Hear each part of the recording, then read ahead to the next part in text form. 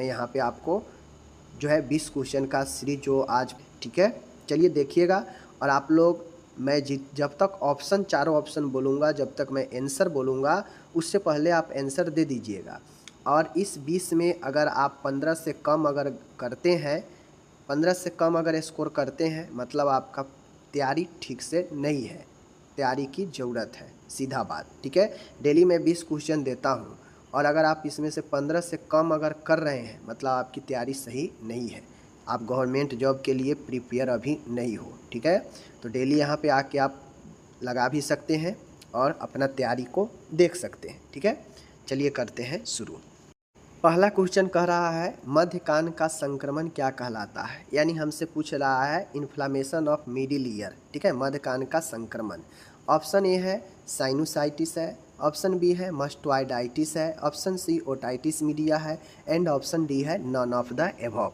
आपको पता होगा कि मध्य कान के संक्रमण को, जो मिडिल ईयर के इन्फ्लामेशन को जाना जाता है, उसका राइट आंसर इस ऑप्शन में ओटाइटिस मीडिया होगा। क्या होगा? Otitis media. बट मैं आपको बता दूं, ओटाइटिस मीडिया होगा, बट और भी इसका तो आंसर ओटाइटिस मीडिया हो गया, लेकिन साइनोसाइटिस जो होता है यह आपके साइनस के इन्फ्लामेशन को बताता है, ठीक है।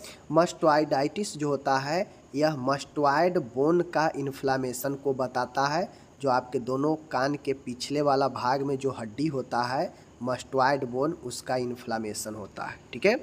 चलिए दूसरे नंबर का क्वेश्चन आपके सामने में है वायरस संक्रमण जिससे पैरालिसिस हो सकता है। चार ऑप्शन है, इसमें से बताना है कि कौन सा ऐसा वायरस संक्रमण है जिससे पैरालिसिस हो सकता है होने से।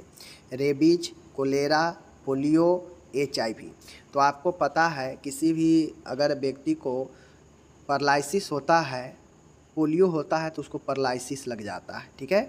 तो पोलियो जो होता है यह वायरस संक्रमण है, और पोलियो से व्यक्ति के अंदर पैरालिसिस भी हो जाता है, ठीक है। कोई अंग में सुनपन उत्पन्न हो जाएगा, सूख जाएगा, वो अंग काम नहीं करेगा, वही पोलियो से होता है, ठीक है।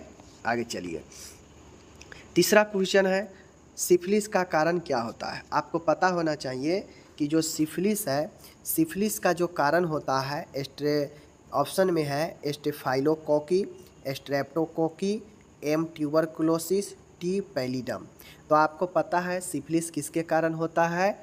ट्रेपेनोमा पैलिडम के कारण सिफिलिस होता है। तो ऑप्शन डी सही होगा। माइकोबैक्टीरियम ट्यूबरकुलोसिस टीबी के लिए होता है, ठीक है। और स्टेफाइलोकोकी के कारण जो है आपको आप लोग सुने होइएगा, यह एक आपका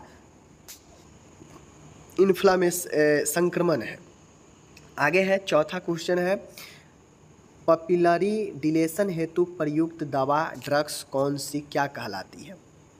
देखिए, पपिलरी ड्रग्स का मतलब होता है कि जो पलक होता है, पलकों के फैलाने के लिए जो दवा का इस्तेमाल किया जाता है, जो ड्रग का, उसे क्या कहते हैं? मायोटिक्स कहते हैं, माइडियाट्रिक्स कहते हैं, साइक्लोप्लेजिस कहते हैं, या नॉन ऑफ द एबव।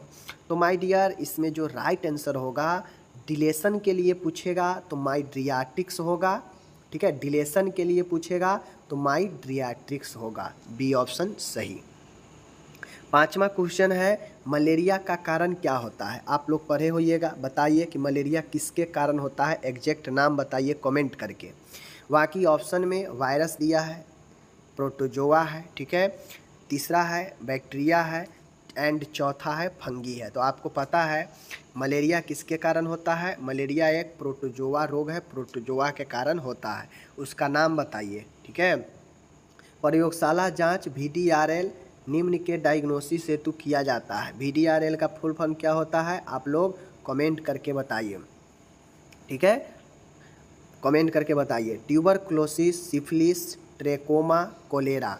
तो आपको पता है कि VDRL का जांच जो है किसके लिए की जाती है? सिफिलिस के जांच के लिए, ठीक है। आगे चलते हैं, सातवां क्वेश्चन है रूमेटिक फीवर से प्रभावित अंग कौन कौन सा है। माय डियर, रूमेटिक फीवर जिसे अमावती ज्वर भी बोलते हैं, इससे प्रभावित अंग कौन कौन सा होता है? हृदय, joints, brain, all of the above.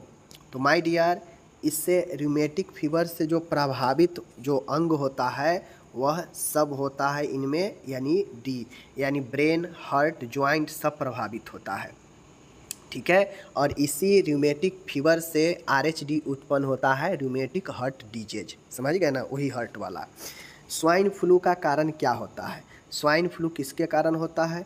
H1N1 virus के कारण, रोटा वायरस, N1H1 वायरस के कारण, फ्लू वायरस। तो जो स्वाइन फ्लू होता है वह किसके कारण होता है?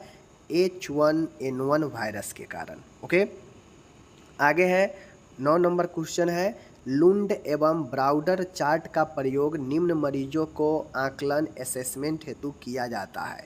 मतलब लुंड एंड ब्राउडर चार्ट का जो इस्तेमाल है किन मरीजों को आकलन करने के लिए किया जाता है? बर्न मरीज, ग्लूकोमा मरीज, पॉइजनिंग मरीज, अनकॉन्शियस मतलब बेहोश मरीज। तो आपको मैं बता दूं, लुंड एडर ब्राउडर जो है इसके चार्ट का उपयोग जलना मरीज यानी बर्निंग पेशेंट, बर्न मरीजों के लिए की जाती है। ठीक है। 10 क्वेश्चन है, ब्रेकीथेरेपी क्या है? ब्रेकीथेरेपी क्या है ये पूछ रहा है। क्या यह रेडिएशन थेरेपी है? ठीक है। क्या ये सर्जरी का टाइप है या कीमोथेरेपी का टाइप है या कॉस्मेटिक थेरेपी का प्रकार है?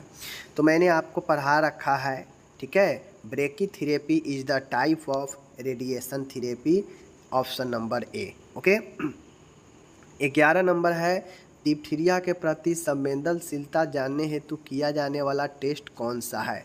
हमसे क्वेश्चन पूछ रहा है कि हमें डिप्थीरिया कितना ज़्यादा किसमें है, डिप्थीरिया का पता लगाने के लिए कौन सा टेस्ट किया जाएगा? PPD, Schick test, Dick test, ELISA test. तो डिक और सिक में लोग कन्फ्यूजन होते हैं, कन्फ्यूजन मत होना है। डिप्थीरिया के लिए सिक टेस्ट आता है, ठीक है, डिप्थीरिया के लिए। 12 नंबर है, बहुत वीवीआई क्वेश्चन है, देख लीजिए यहाँ पे वीवीआई है। हॉजकिंस डिजीज निम्न तंत्र को प्रभावित करता है। देखिए, हॉजकिंस डिजीज एक प्रकार का कैंसर रोग है, ठीक है, एक प्रकार का कैंसर रोग है। अगर किसी को ये हॉजकिंस रोग होता है तो व्यक्ति का जो शरीर का इम्यून सिस्टम है, जो संक्रमण से लड़ता है, वह नहीं लड़ पाता है, वह जो है कमज़ोर हो जाता है इम्यून सिस्टम। यानी सीधा सीधा कहा जाए तो इम्यून सिस्टम, लिम्फेटिक सिस्टम प्रभावित होता है हॉजकिन डिजीज से, ठीक है। तो urinary system, lymphatic system, cardiac system and respiratory system. तो मैंने अभी बता दिया, ऑप्शन नंबर बी इसका राइट होगा, लिम्फेटिक सिस्टम को प्रभावित करता है। 13 नंबर है, सबसे ज़्यादा पाए जाने वाला स्तन कैंसर का कौन सा प्रकार है? डक्टल, कोमेडो, लबुलर, सरकोमा। तो मैं बता दूं, जो महिलाओं में जो स्तन कैंसर होता है उसमें सबसे ज़्यादा जो होता है वह डक्टल कैंसर होता है, ठीक है, डक्टल, याद रखिएगा। 14 नंबर है, कॉर्निया के पर्दाह को क्या कहते हैं? जो कॉर्निया होता है आँखों में, उसके इन्फ्लामेशन को क्या कहते हैं? तो उसके इन्फ्लामेशन को आपको पता होना चाहिए कि ऑप्शन ए है आइराइटिस कहते हैं, आइराइडोसाइक्लियाइटिस कहते हैं, केराटाइटिस कहते हैं, मस्टोडोआइटिस कहते हैं। तो इसका राइट आंसर कॉर्निया के पर्दाह को केरेटाइटिस कहते हैं, ऑप्शन सी याद रखिएगा। 15 है, टिम्पेनिक मेम्ब्रेन जिसे झिल्ली कहते हैं, इनमें चीरा लगाने को क्या कहते हैं? सबसे पहले याद रखिएगा, यह आपके कहाँ पे होता है?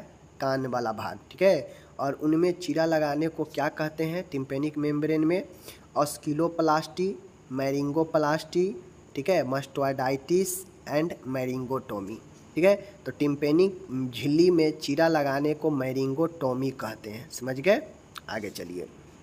16 है, अच्छा प्रश्न है। प्रश्न ए है, देख लीजिए कि स्लेनेन चार्ट टेस्ट किसके लिए उपयोग किया जाता है? स्लेनेन चार्ट जो है किसके उपयोग के लिए किया जाता है? दृष्टि, रिफ्रैक्शन, प्रेसबायोपिया, कोल्ड ब्लाइंडनेस, रंगहीन, कलर ब्लाइंडनेस, रंग दृष्टिहीनता। अब स्लेनेन चार्ट होता है, आप लोग देखते होइएगा, कुछ दूरी पर जब आप आँख चेक करवाने जाते हैं, कुछ दूरी पर दीवार पर एक चार्ट लगा रहता है और एक छोटा ए बड़ा में, फिर इससे बड़ा, फिर इससे बड़ा, इस टाइप से आपको जो है चार्ट पर दर्शाया जाता है, देखा जाता है कि आप कितना छोटे से छोटे महीन अक्षर को देख पाते हैं या नहीं देख पाते हैं, ठीक है। तो वो विजन के जांच करने के लिए होता है। ओके। 17 नंबर का क्वेश्चन है, बेल्स पाल्सी किस क्रेनियल तंत्रिका का विकार है? बेल्स पाल्सी, ठीक है, किस क्रेनियल नर्व का समस्या है? तो आपको बताना है माय डियर। ऑप्शन है चौथे नंबर का, 7वें नंबर का, 9वें नंबर का, 12वें नंबर का। तो मैं बता दूं बेल्स पाल्सी जो कि फेस में होता है, ठीक है ना, फेशियल जो नर्व होता है, फेशियल नर्व में किसी को अगर डैमेज है, समस्या है, तो वह बेल पाल्सी में समस्या होता है। और ये जो फेशियल नर्व है ये 7वें जो है नंबर का फेशियल नर्व होता है। पूरे नर्व में 7वें पर जो है फेशियल नर्व आता है। तो इसलिए फेशियल नर्व में बेल्स पाल्सी में गड़बड़ी फेशियल नर्व में गड़बड़ी को बताता है, ठीक है। चलिए आगे है 18 रोगी के स्वयं के शरीर से लिया गया ग्राफ्ट क्या कहलाता है, ठीक है। रोगी के शरीर से, स्वयं के शरीर से लिया गया ग्राफ्ट क्या कहलाता है, ऑटोग्राफ्ट, एलोग्राफ्ट, हेट्रोग्राफ्ट और ए और बी दोनों। तो मैं बता दूं रोगी के शरीर के खुद शरीर से जो ग्राफ्ट लिया जाता है उसे ऑप्शन ए ऑटोग्राफ्ट कहते हैं, ठीक है, याद रखिए। वो ऑटोग्राफ्ट नहीं जो सिग्नेचर बड़े बड़े सेलिब्रिटी का लेते हैं, वो नहीं। आईओपी इंट्राओकुलर प्रेशर के बढ़ने के क्या कारण है, कारण पूछ रहा है। मोतियाबिंद है, ग्लूकोमा है, ठीक है, हाइपरओपनिया है, क्विंसी है, ठीक है। तो मैं बता दूं कि जो आईओपी बढ़ने के जो कारण, आईओपी के बढ़ने के कारण जो व्यक्ति में होता है वह रोग ग्लूकोमा होता है। जैसे ही आपके आँख में आईओपी एक विट्रस ह्यूमरस द्रव होता है, वह जैसे ही आपके बढ़ेगा आँख में आईओपी लेवल बढ़ेगा, इंट्राओकुलर दबाव बढ़ेगा, दबाव आपके आँखों में जो नर्व होता है ऑप्टिक नर्व उसको नष्ट करेगा और उससे ग्लूकोमा हो जाता है, ठीक है। तो ये राइट आंसर हो गया।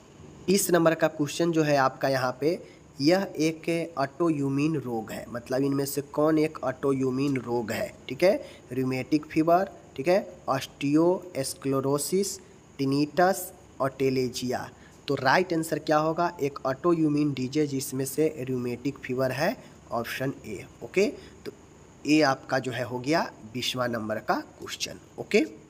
तो मेरे डियर आपका प्रश्न हो गया 20 यहाँ पे कंप्लीट, ठीक है। 20 टोटल मैंने यहाँ पे आपको अच्छे अच्छे प्रश्न करा दिए। और अगर मैं वादा करता हूँ कि अगर आप रेगुलर कोई चीज़ को अगर आप कंटिन्यू करते रहेंगे तो आपका नॉलेज काफ़ी ज़्यादा आगे की तरफ बढ़ेगा, ठीक है। और मैं वादा करता हूँ कि जितना हो सके क्वेश्चन को सोचेंगे कि ज़्यादा से ज़्यादा बताया जाए अच्छे से, ठीक है। बाकी मैं ये ज़रूर कहूँगा आप लोग को कि पूरे वीडियो को अच्छे से देखिए। 20 क्वेश्चन होता है, आप लोग 1 से लेकर 20 तक, ठीक है, हमारे आंसर देने से पहले आप आंसर दीजिए और देखिए कि आप कितना सही कर पाए हैं। दोबारा एडिट मत कीजिएगा और कमेंट कीजिए, ठीक है। कमेंट कीजिए कि ए का ए, बी का बी, सी का सी, और लास्ट में लिखिएगा कि मैंने 20 में इतना सही किया, 20 में इतना सही किया, ताकि आप लोग के देखते देखते और भी सारे लोग भी जो है इसी तरीक़ा से प्रैक्टिस अपना धीरे धीरे आगे बढ़ाएंगे, ओके। चलिए तो मिल लेते हैं फिर से कल अगले वीडियो में, तब तक के लिए धन्यवाद।